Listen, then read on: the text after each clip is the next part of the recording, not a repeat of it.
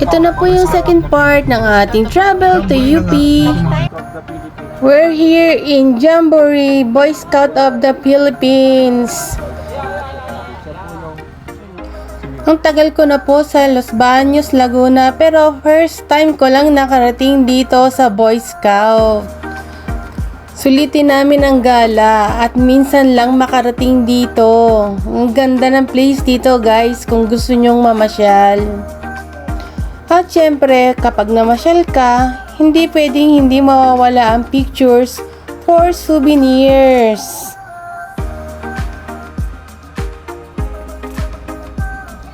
Marga na nga kami dahil kami ay pupunta sa banal na Pook. Ang daan po dito ay parang nasa Baguio lang din. At nakarating na nga po kami dito sa banal na Pook. Makikita nyo po kung gaano kaganda ang structures ng pagkakagawa nito. Nasa ibabaw ng bundok. At nagpahinga muna kami dahil nga napagod sa kagagala, pero ma-amaze ka talaga sa ganda ng lugar na ito. At nakakita rin kami dito ng talampunay. Siyempre, hindi kami aalis nang walang souvenir. Bumiyahe na ulit kami dahil pupunta kami sa National Arts Center. Makikita nyo marami ding mga bahay dito. At nakarating na kami dito sa National Arts Center. Guys, nandito tayo sa Laguna de Bay, ang taas namin. Ito talaga. Tuwang-tuwa nga ako dyan dahil nakarating ako for the first time. Tagal kong nakatira sa Los Baños, Laguna. Tingnan mo tayo guys, oh. Ang laki talaga itong pinagawa ni Marcos na to. Tingnan mo guys kung gaano siya kalaki.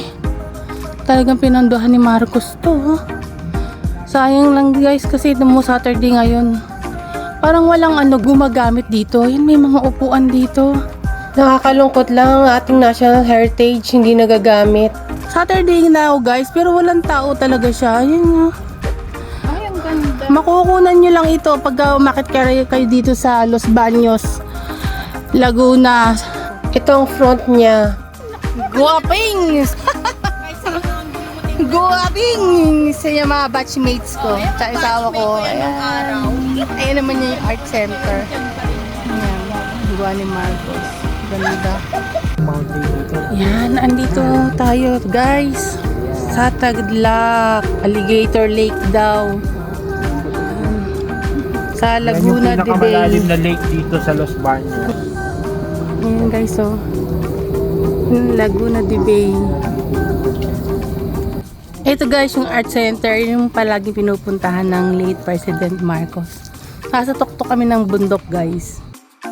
At hindi ulit kami aalis nang walang souvenir.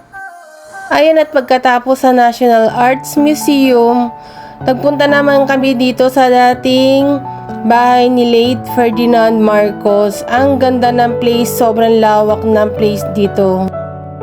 Ayan, at umakyat na nga kami para i-explore ang loob ng bahay. Ayan guys, at maraming gumamela rito, ang ganda. Ayan guys, first time ko lang makapasok dito sa tagal ko. Hindi kami makapasok guys kasi may guest, pero may mga rooms siya, then may swimming pool. Ganda rito guys, oh. Pagka gusto mong mag-outing. May guard dito at may rest area din. Pwede din kayong magpabook dito. 1,000 per person. 24 hours na po yun. At marami siyang rooms dyan. 4 na rooms. May iba pang rooms. Pero dahil may nakabook, hindi kami makapasok sa loob. 20,000 per day ang rent dito. Invite ka 20 persons para tag 1K kayo. Such a wonderful experience. Akyat na kayo guys dito, bisita kayo. Ayan, at pauwi na kami. Ayan, hello guys, nagkita-kita kami. Nauna kami sa reunion.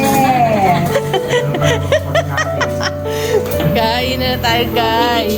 Kita-kita rin kami. Ayan, mga batchmates ko lahat yan. Kain na tayo guys.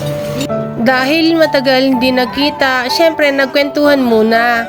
At yan na po ang ating travel to UP. Thank you for watching. Bye!